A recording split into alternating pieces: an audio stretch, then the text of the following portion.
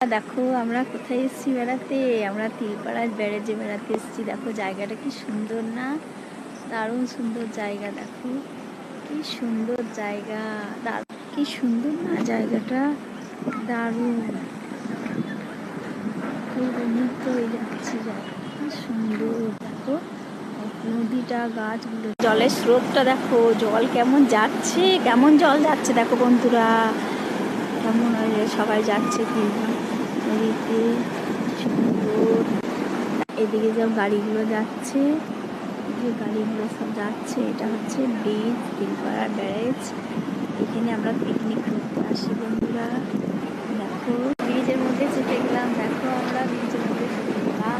এই দেখো এখান থেকে জলটা দেখছি, ভালো লাগছে, ভয় লাগছে, জলটা দেখছি আমরা।